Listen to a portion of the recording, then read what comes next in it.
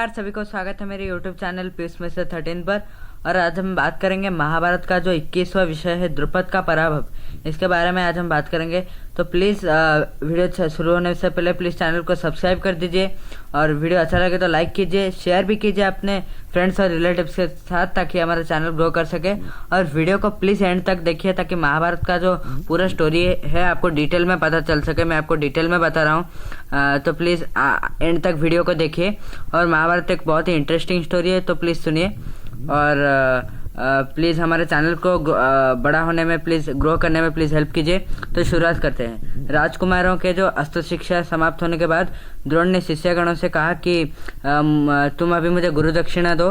पांचाल राज जो द्रुपद है, अगर तुम उनको पकड़ के ले आओगे मेरे पास तो तुम मेरे लिए वो ही सबसे सटीक गुरु दक्षिणा होगा।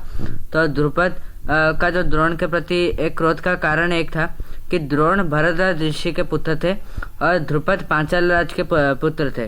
और द्रुपद जो थे वो भरद्वाज आश्रम को बचपन में विद्या प्राप्त करने आते थे और द्रोण के साथ खेलते थे। और उन दोनों के बीच बहुत ही जो बंधुत्व है या दोस्ती है वो बहुत था।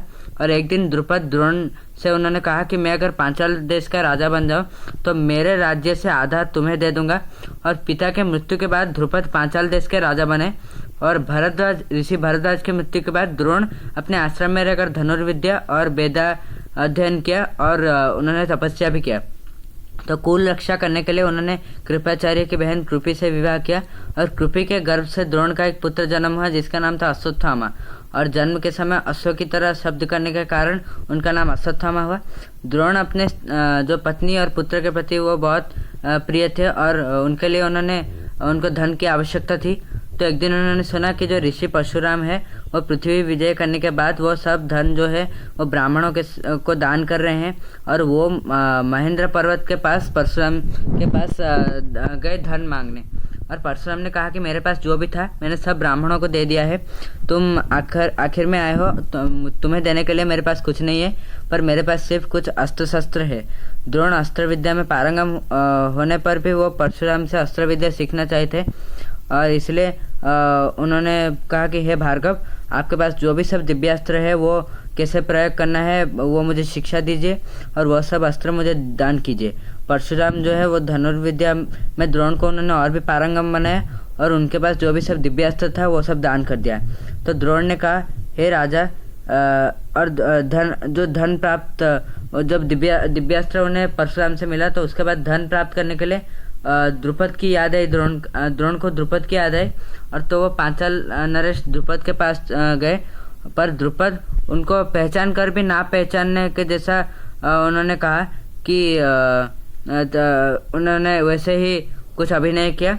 और फिर द्रोण ने कहा कि हे राजा, मैं भरद्वाज नंदन द्रोणाचार्य हूँ, तुम्हारे गुरु का पुत्र और सखा। तो तुम क्या मुझे भूल गए?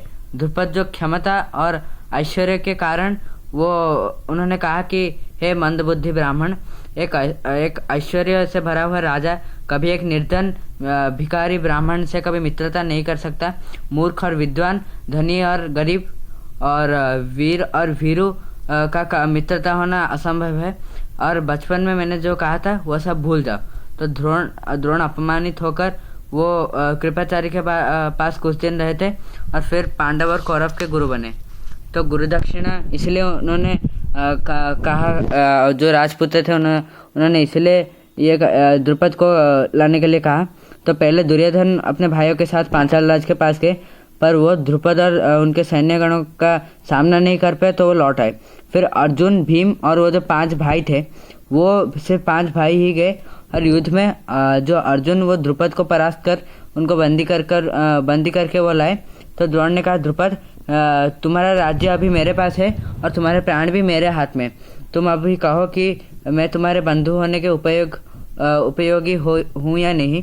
मैं तुम्हारा जीवन नहीं लेना चाहता क्योंकि एक क्षमा करने वाला ब्राह्मण कभी किसी का प्राण नहीं ले सकता। मैं तुमको मुक्ति देता हूँ, जाओ, धर्म और न्याय में तुम्हारा जो राज्य है उसे सब प्रजा शासन करो। और तो जब द्रोणाचार्य को द्रुपद का आधा राज्य मिल गया तो उसके बाद जो द्रोणाचार्य है उन्होंने आधा राज्य द्रुपद को लौटा दिया और द्रुपद का जो गर्भ है वो नष्ट हो गया। पर उसके बाद ये जो इतना बड़ा अपमान मिला वह प्रतिशोध में उनका मन जो है वो क्रोध में जलने लगा। तो अर्जुन को उसके बाद अपने जामाता के रूप में प्राप्त करने के लिए उन्होंने एक सर्वगुण संपन्न कन्या और द्रोण के मृत्यु के लिए एक महावीर पुत्र के कामना में उन्होंने तपस्या किया। इस तपस्या के फलस्वरूप उनको एक वीर पुत्री द्रौपदी और वीर पुत्र धृष्टद्युम्न उनको प्राप्त हुआ और यही धृष्टद्युम्न बाद में युद्ध में पांडव के सेनापति बन के द्रोण को उन्होंने मारा। तो ये था द्रुपद के पराभव के बारे में। तो आज के लिए बस इतना ही, मिलते हैं नेक्स्ट एपिसोड में। तो प्लीज़ चैनल को सब्सक्राइब कीजिए। वीडियो को एंड तक देखने के लिए धन्यवाद और लाइक भी कीजिए वीडियो अच्छा लगे तो, और शेयर भी कीजिए अपने फ्रेंड्स और रिलेटिव्स के साथ ताकि हमारा चैनल ग्रो कर सके। तो आज के लिए बस इतना ही, नमस्कार।